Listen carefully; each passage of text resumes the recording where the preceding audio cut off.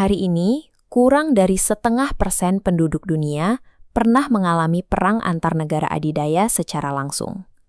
Kita tumbuh dalam stabilitas yang dipimpin oleh kekuatan besar. Sebuah kondisi yang membuat perang skala penuh terasa seperti sesuatu yang mustahil, atau sekadar sejarah kuno. Namun, tatanan itu hanyalah selapis tipis kenyamanan. Di Thiepval, Prancis, sebuah monumen setinggi 50 meter berdiri untuk memperingati 72.000 tentara Inggris yang hilang tanpa jejak. Mereka adalah bagian dari jutaan nyawa yang terhapus karena kesalahan perhitungan para pemimpin yang jauh dari medan perang. Menjelang tahun 1914, dunia berada pada titik tertinggi globalisasi yang sangat mirip dengan hari ini. Perdagangan bebas berkembang pesat, dan para elit saat itu sangat yakin bahwa integrasi ekonomi telah membuat perang menjadi terlalu mahal untuk dilakukan. Kepercayaan itu hancur dalam semalam. Perang besar pecah, merenggut 40 juta jiwa, dan menghancurkan keyakinan satu generasi bahwa kemajuan manusia akan selalu berjalan maju secara damai.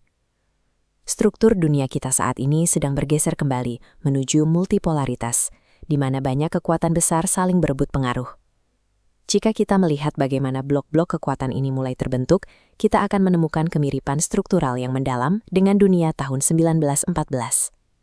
Di awal abad ke-20, Inggris adalah hegemon yang sedang goyah, dihantui oleh keresahan politik dalam negeri dan ketakutan akan kemunduran. Amerika Serikat saat ini menghadapi tekanan yang identik, polarisasi politik yang tajam, dan ketidakpastian mendalam mengenai peran mereka sebagai polisi dunia. Di sisi lain, sebuah kekuatan baru muncul dengan ambisi yang besar.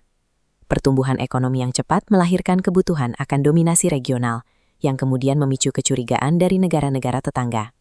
Kekaisaran Jerman adalah penantang utama saat itu.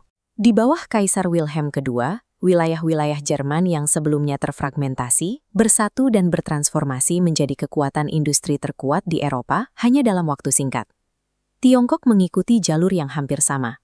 Hanya dalam satu generasi, mereka berubah dari negara yang miskin dan tertinggal menjadi kekuatan global yang kini mendominasi manufaktur dunia dan teknologi mutakhir. Kebangkitan ini membawa beban psikologis yang berat. Ada ketakutan di Beijing bahwa aliansi-aliansi asing sedang merancang pengepungan strategis untuk menghentikan pertumbuhan mereka. Sebuah sentimen yang sangat mirip dengan apa yang dirasakan Jerman sebelum 1914.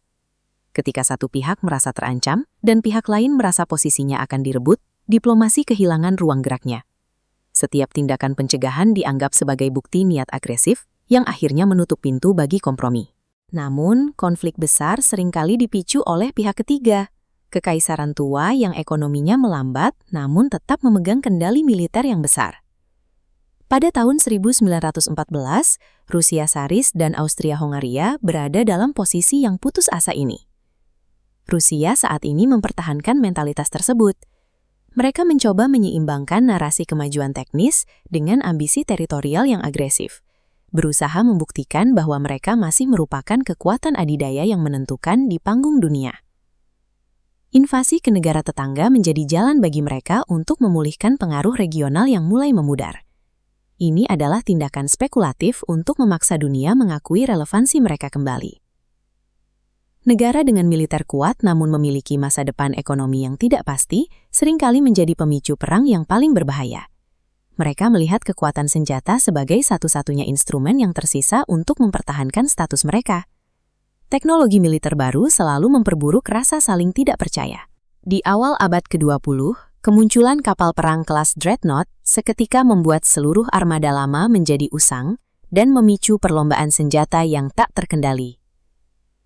Penggunaan gas beracun di medan perang kemudian menunjukkan bagaimana inovasi teknologi dapat digunakan untuk melampaui batas-batas kemanusiaan demi mencapai keunggulan militer dalam waktu singkat.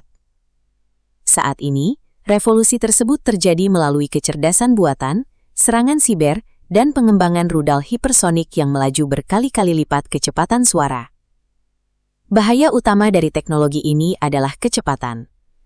Sistem otomatis dan intelijen militer berbasis data memangkas waktu bagi para pemimpin untuk berpikir, dari hitungan jam menjadi hitungan milidetik. Ketika sistem bergerak lebih cepat daripada kemampuan manusia untuk berdiplomasi, ketakutan akan serangan pertama akan mendikte tindakan setiap negara. membuat keputusan untuk menahan diri menjadi semakin berisiko. Ada anggapan populer bahwa senjata nuklir menjamin perdamaian melalui rasa takut akan kehancuran bersama. Namun, sejarah memberi peringatan. Alfred Nobel pernah percaya bahwa penemuan dinamitnya akan mengakhiri perang karena daya hancurnya yang terlalu mengerikan bagi manusia. Kekuatan penghancur yang masif tidak selalu menghentikan konflik. Ia justru meningkatkan skala kehancuran jika perang tetap pecah. Aset militer saat ini dirancang untuk intensitas perang yang belum pernah kita saksikan sebelumnya. Di seluruh dunia, titik-titik benturan geopolitik mulai memanas. Di tempat-tempat inilah, insiden lokal yang tidak terencana dapat menyeret aliansi-aliansi global ke dalam perang besar dalam hitungan hari. Kita melihatnya di pesisir Asia Timur, di mana kehadiran militer yang masif menciptakan garis depan yang sangat tegang dan sensitif terhadap gerakan sekecil apapun. Di Laut Lepas, pembangunan tantalan militer di atas pulau-pulau karang buatan telah mengubah rute perdagangan dunia menjadi zona militer yang siap meledak sewaktu-waktu. Sebuah krisis di wilayah-wilayah ini dapat meluas dengan cepat melampaui kendali siapapun.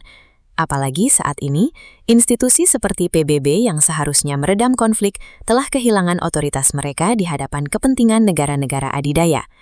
Abad ke-19 juga merupakan masa yang relatif damai di Eropa. Namun, perdamaian panjang itu tetap berakhir dengan bencana di Somme pada 1916. Pengalaman kita selama 80 tahun terakhir menunjukkan bahwa stabilitas adalah sesuatu yang harus diupayakan, bukan hasil otomatis dari kemajuan zaman. Menghindari kehancuran berarti para pemimpin dunia harus mulai meninggalkan retorika kemenangan mutlak yang mengabaikan kepentingan pihak lain. Kunci mencegah perang adalah kompromi selektif, sebuah kesepakatan teknis fungsional untuk menyeimbangkan ego antar negara besar.